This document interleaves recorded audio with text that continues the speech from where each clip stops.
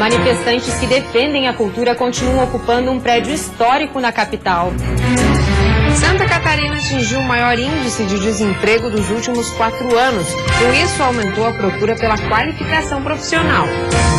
E ainda 59 cidades do estado receberam o feirão do imposto neste fim de semana. E no futebol, destaque para o Avaí, que voltou a vencer na ressacada. O Band Cidade desta segunda-feira já está no ar.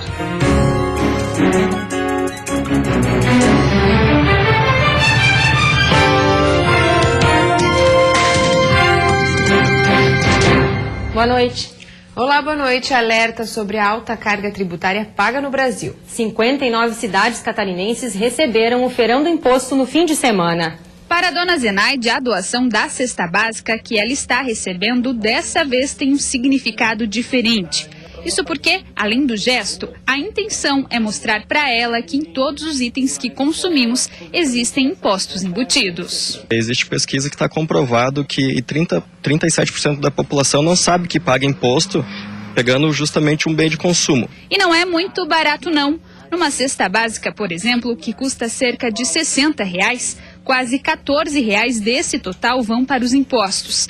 São valores que muitas vezes passam despercebidos aos olhos do consumidor. Grande o valor do imposto que tem em produtos básicos, né? E que a gente não vê esse retorno na proporcionalidade que ele é pago em bens e serviços à população. E foi justamente para orientar e alertar a população sobre a alta carga tributária que incide em diversos produtos e serviços que o feirão do imposto aconteceu em 59 cidades catarinenses neste final de semana.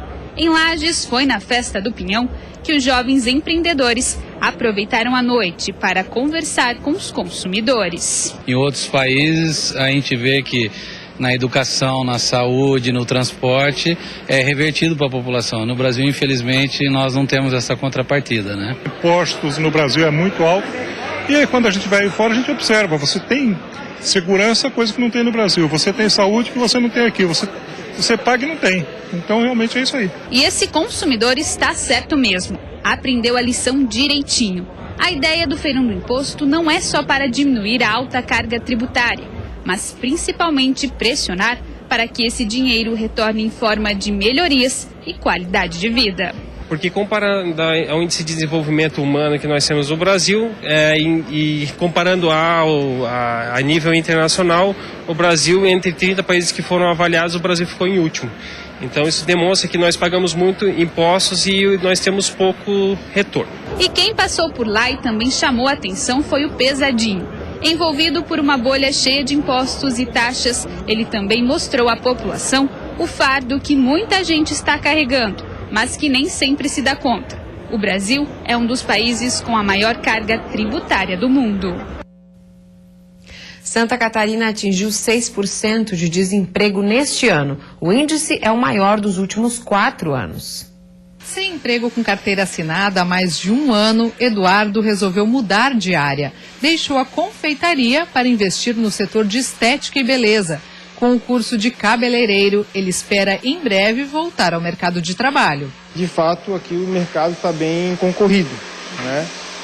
Mas a minha ideia é procurar um treinamento, conseguir algum lugar para trabalhar auxiliar ou mesmo de cabeleireiro, né, se possível, para conseguir alguma experiência antes de ir para lá. O setor de beleza e bem-estar tem atraído uma grande demanda de profissionais e com a competitividade, a aposta tem sido na qualificação. Cursos técnicos e profissionalizantes tiveram uma grande procura neste ano. Muita gente está investindo no conhecimento para se destacar do concorrente na hora de procurar uma vaga. Ele te dá várias possibilidades, né? Ou de você se empregar em uma instituição, ou de você abrir seu próprio negócio. Mas de repente eu não quero abrir um espaço. Muitas das atividades dão a possibilidade de atendimento a domicílio.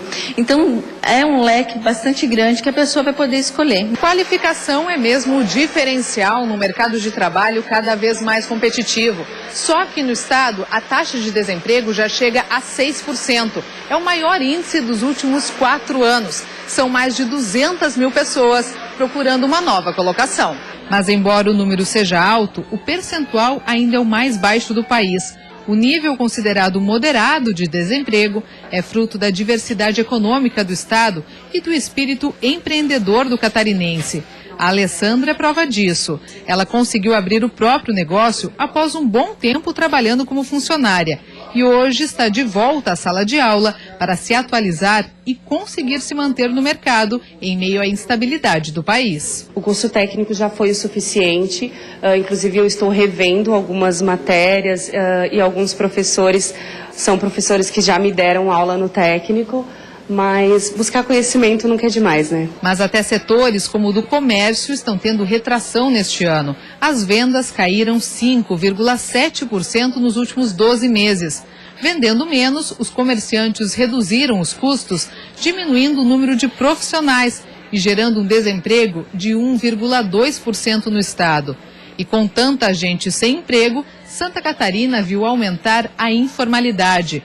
No final do ano passado, o estado tinha 201 mil trabalhadores sem carteira assinada. No primeiro trimestre deste ano, já são 205 mil. Com isso, caiu o rendimento do catarinense em quase R$ 200 por mês. No início do ano passado, a renda média era de R$ 2.209. Agora está em R$ 2.015. Um período de instabilidade que, para especialistas, só deve começar a mudar no ano que vem. Quando o crédito volte a irrigar a economia, volte a crescer, Santa Catarina vai estar mais à frente que os demais estados. Isso no final do ano, início de 2017, já poderemos sentir os sinais.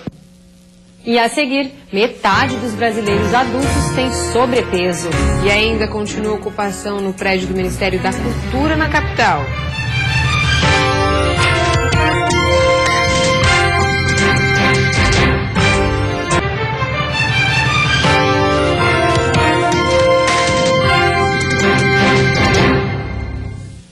Segundo o Ministério da Saúde, atualmente 49% dos brasileiros adultos têm sobrepeso e 36,6% das crianças também estão na mesma situação. Você se alimenta direito? Se preocupa na hora de escolher o que vai comer? Tem uma criançada que anda muito antenada nisso. Tipo, não comer bolacha recheada, mas comer uma fruta. Mais coisa saudável e menos gordura ou doce. Segundo o Ministério da Saúde, atualmente 49% dos brasileiros adultos estão acima do peso. Um problema que também atinge 36% das crianças. Sempre é tempo de mudar de hábito. Pensando nisso, o chefe Jamie Oliver criou há 5 anos o Food Revolution Day, ou o Dia da Revolução Alimentar. Hoje, por exemplo, esta criançada do Centro de Recuperação e Educação Nutricional vai aprender a fazer um café da manhã mais saudável. Toda vez que a criança entra em contato com um ingrediente, ela gera interesse por ele. O que é uma refeição equilibrada? E passar esse conhecimento para uma vida melhor e mais saudável. Essa escola aqui vem aos poucos mudando os hábitos alimentares da criançada. Introduziu a fruta para ser uma opção de sobremesa e também a carne branca e, é claro, muita salada. Esse pessoal aqui tem 6 anos de idade. Quem comeu salada aqui hoje? Gostaram? Sim! Haja tomate e alface para alimentar toda essa turma. Mas a nutricionista lembra que nem sempre foi assim. Dando o primeiro passo, ele começa a comer a verdurinha, ou o franguinho, ou o peixe, e ele gosta. Então, da próxima semana, ele vai optar por aquele alimento que nunca ele tinha visto ou consumido. Na casa da Eliane, a educação alimentar vem em forma de brincadeira. Hoje, ela reuniu os filhos para fazer bolo e o recheio principal não é chocolate. A gente incentiva muito e leva na escola uma fruta, então ele come na escola, come depois do almoço e depois do jantar. E só assim a gente deixa comer uma sobremesa, que seria uma gelatina, um iogurte de frutas. Acostumado a cozinhar com a mãe, o Lucas já sabe. Qual que é o dia de comer chocolate, Lucas? Dia de festas e domingo. Dos outros dias é fruta. Manifestantes contrários ao governo Temer e apoiadores da cultura continuam ocupando o prédio histórico que era a sede do Ministério da Cultura no centro da capital. O grupo ocupa o prédio do Instituto do Patrimônio Histórico e Artístico Nacional, o IFAM, em Florianópolis, desde a semana passada. Os manifestantes continuam no local que era a sede do Ministério da Cultura na capital, mesmo após o anúncio da recriação da pasta pelo presidente interino Michel Temer. O MIM, que havia sido extinto com a justificativa de contenção de gastos. Os ocupantes pretendem continuar no prédio no Largo da Alfândega por tempo indeterminado. A organização também defende mais investimentos em educação e cultura, além da manutenção dos direitos sociais e trabalhistas já conquistados. Durante a tarde de hoje, eles realizaram apresentações artísticas como forma de chamar a atenção de quem passava em frente ao prédio.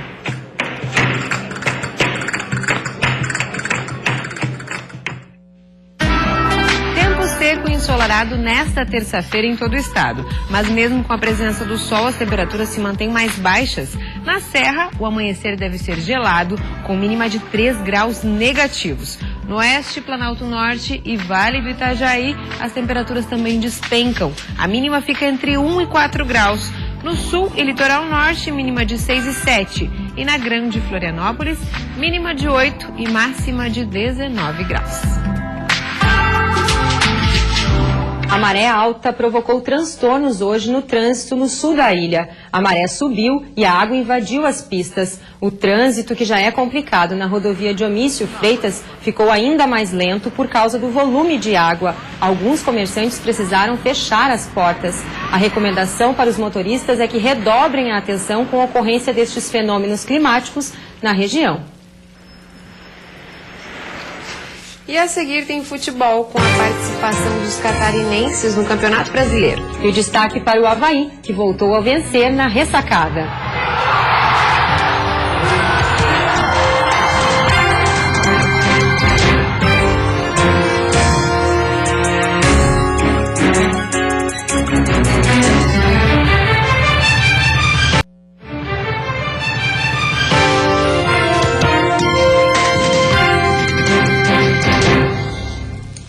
Futebol. Pela Série A do Brasileiro, o Figueirense chegou a fazer 2-0 no Cruzeiro, mas acabou cedendo o empate em Belo Horizonte.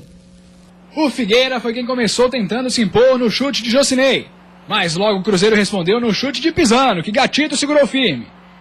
O Figueirense pareceu ter se assustado. Pedroso e Eli Carlos bateram cabeça e a bola ficou com o Gino, que mandou para fora.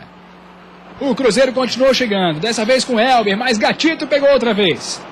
O bombardeio continuou e quando Bruno Edgar cruzou, a Arrascaeta perdeu essa chance incrível. O Figueira finalmente começou a se soltar e chegou perto com Badi. Na chance seguinte, jogada trabalhada. Badi entregou para Jefferson, que teve espaço para cruzar, e Rafael Moura chegou de peixinho para abrir o placar. 1-0 Furacão. No segundo tempo, o Furacão quis manter o ritmo. Jocinei tentou de longe e na sequência Badi não conseguiu aproveitar. Mas no escanteio aos 9 minutos, Badi foi para a cobrança e Rafael Moura saiu lá de trás para fazer o segundo dele do Figueira, 2-0. O segundo gol despertou a fúria de Elber. 1 minuto depois do gol, ele saiu costurando a zaga alvinegra e botou no cantinho para diminuir, 2-1. Aí teve apagão do Figueira, que deu espaço para Sanches Minho cruzar e Douglas Coutinho desviar de cabeça. Era o empate do Cruzeiro, 2-2. O jogo ficou aberto e o Cruzeiro tentou manter a pressão, mas nessa, Bruno Alves desviou para salvar o Furacão. O Figueira voltou a chegar com Guilherme Queiroz, mas Fábio defendeu. Até que veio a bola do jogo, de Dudu para Rafael Moura, mas o He-Man bateu em cima do goleiro. E no finzinho faltaram poucos centímetros para que ele alcançasse o cabeceio, mas ficou assim. Cruzeiro 2, Figueirense também 2. Na Arena Condá, a Chapecoense começou perdendo, mas virou o jogo e venceu o América Mineiro por 3-0. O Verdão do Oeste desperdiçou a chance de abrir o placar nesta cobrança de falta de Kleber Santana. O América pressionava. Rafael Lima derrubou Rafael Bastos na área. Pênalti. Rafael Bastos cobrou e abriu o placar para os visitantes. Thiago Luiz de cabeça quase ampliou, mas a bola foi para fora. Na segunda etapa, antes dos 2 minutos de jogo, Sueliton segurou Marcelo na área. Pênalti. Bruno Rangel cobrou e deixou tudo igual. O América Mineiro até pressionava, mas sem sucesso nas finalizações. E como diz o ditado, quem não faz leva. Neste passe, Bruno Rangel ficou cara a cara com o João Ricardo. E no rebote, Silvinho marcou o segundo.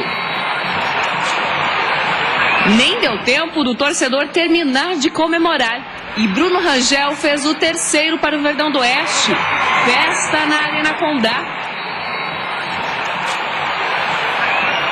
Fim de partida, Chapecoense 3, América Mineiro 1. Jogar aqui dentro de casa, com a equipe, com a torcida empurrando e com a torcida entendendo e participando hoje, um frio danado, uma chuva. Obrigado, torcedor que esteve presente. Obrigado, não só pela presença, mas pelo comportamento. Hoje vocês foram fundamentais, porque no momento que a equipe mais precisava, vocês empurraram a equipe para a vitória. Então, essa vitória tem também, como todas que tem aqui dentro de casa, mas essa em especial, tem muito da contribuição do torcedor.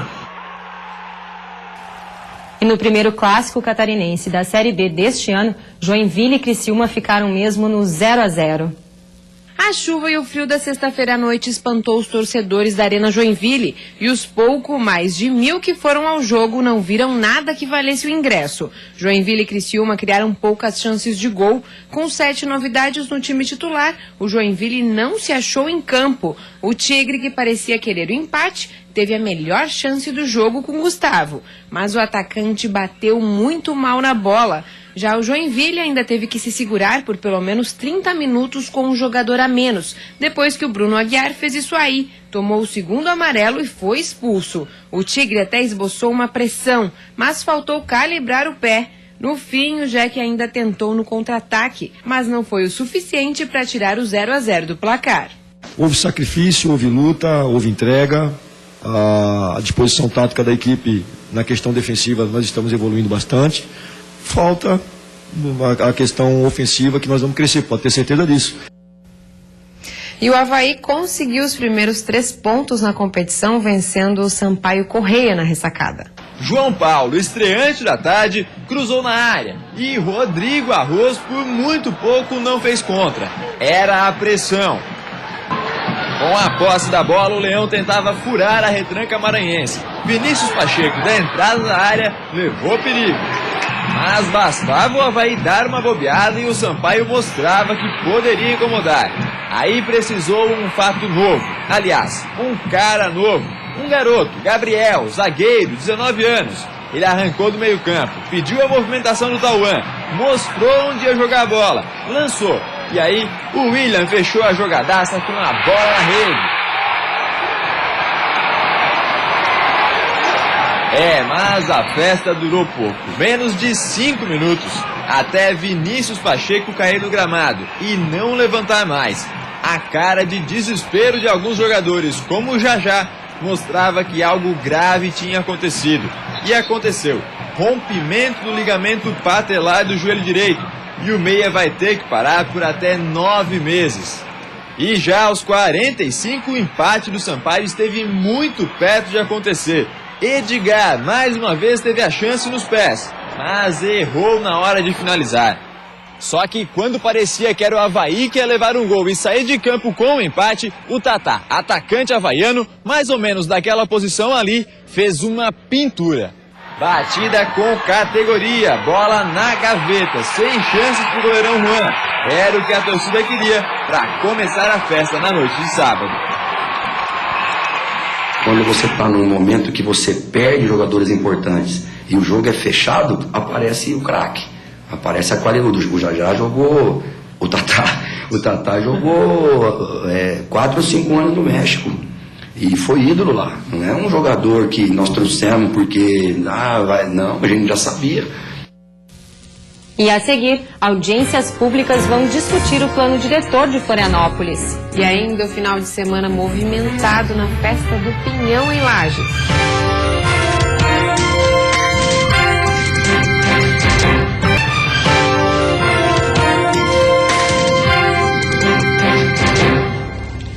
Começa hoje na capital a primeira de uma série de audiências públicas que vão discutir o plano diretor de Florianópolis. A decisão é da Justiça Federal e desde o início do ano a Prefeitura vem organizando as audiências públicas com a retomada do núcleo gestor. Serão 13 encontros nos bairros e um geral. Ninguém tem mais paciência em discutir plano diretor, é uma pena, porque é uma pauta extremamente importante para os rumos do desenvolvimento da nossa cidade. De acordo com o cronograma, a Prefeitura pretende apresentar o novo material até 21 de julho. Além disso, deve abrir consulta pública pela internet por 15 dias, antes de terminar o texto da nova lei. O objetivo é encaminhar o projeto ao Legislativo antes das eleições deste ano. Construção civil é uma, cidade ideal para os ambientalistas é outra, para o pessoal da área cultural é outra. Então, é difícil você chegar a uma cidade que contemple os anseios de todos. Mas a gente tem que buscar um equilíbrio entre essas partes para que a gente tenha uma mediação desses conflitos de interesse. As discussões do novo plano diretor de Florianópolis começaram em 2006. O projeto de lei foi enviado à Câmara de Vereadores no final de 2013 e aprovado pelos parlamentares em janeiro de 2014. De lá para cá, o assunto tramita na Justiça e, entre diversas perdas e ganhos, dessa vez parece mesmo que a lei definitiva promete sair do papel. Mesmo com a conclusão judicial de que faltou participação popular na elaboração da lei anterior, o plano diretor de 2014 continuou sendo válido e serviu de base para a liberação de novas construções. Agora, depois das audiências e de mais uma avaliação do Legislativo, o novo plano diretor de Florianópolis, readequado, pode passar a valer a partir de 2017. Nossas expectativas otimistas são que a gente conclua esse processo esse ano, mesmo dentro da Câmara, mas possivelmente só depois das eleições. E a primeira audiência pública está acontecendo neste momento no sul da ilha, na Sociedade Amigos do Campeche, e vai debater as necessidades dos bairros Campeche, Rio Tavares e Morro das Pedras. O governador do estado, Raimundo Colombo, reuniu o colegiado hoje para fazer um balanço dos 4 primeiros meses do ano. O governador ressaltou o cenário difícil pelo qual o país atravessa, que vem exigindo medidas fortes de gestão para garantir o equilíbrio das contas públicas nos estados. Colombo ressaltou que vai precisar fazer cortes de gastos, mas de maneira técnica, e mesmo assim manter um nível baixo de desemprego em comparação com a média nacional. O governo ele não pode só cuidar das suas contas, ele tem que ser um indutor, né, de desenvolvimento. Por isso que nós temos que continuar com todas as obras, nós temos que incentivar, porque a nossa maior conquista é manter o nível de emprego baixo. De Santa Catarina é o mais baixo do Brasil. Agora, nós temos que nos adequar a uma realidade. Todo mês a arrecadação é menor do que a que foi o ano passado e nossa despesa é maior. Por isso que a gente tem que buscar esse equilíbrio. E aí não adianta decreto, sabe? A gente tem que realmente convencer as pessoas e ter um trabalho solidário com resultado medido a cada dia. Para cortar tudo aquilo que pode ser cortado sem prejudicar a sociedade. E nós temos uma situação de equilíbrio, então é fundamental que a gente mantenha o equilíbrio. Eu acho que 2016 é um ano que nós temos sob controle. A minha preocupação é se esse cenário continuar em 2017. Aí realmente nós temos que fazer um esforço maior. Mas eu não tenho medo em cortar aquilo que é possível de cortar. Milhares de pessoas visitaram neste fim de semana a tradicional Festa Nacional do Pinhão. A Festa do Pinhão teve abertura oficial na sexta-feira. Muitos turistas e moradores aproveitaram o primeiro final de semana do evento, um dos mais agitados do sul do país. Apesar do tempo um pouco chuvoso e do frio, os shows nacionais mais esperados pela população embalaram o público. No parque, o food truck também está fazendo sucesso. Mas claro, as comidas à base do pinhão são as mais procuradas. No domingo aconteceu a Sapecada da Serra Catarinense, da qual saiu vencedor para a final da Sapecada da Canção Nativa, que acontece hoje e terça-feira. Um festival que reúne os melhores nomes da música tradicionalista do sul do país. A Festa do Pinhão vai até domingo. Até lá, diversas atrações prometem divertir o público.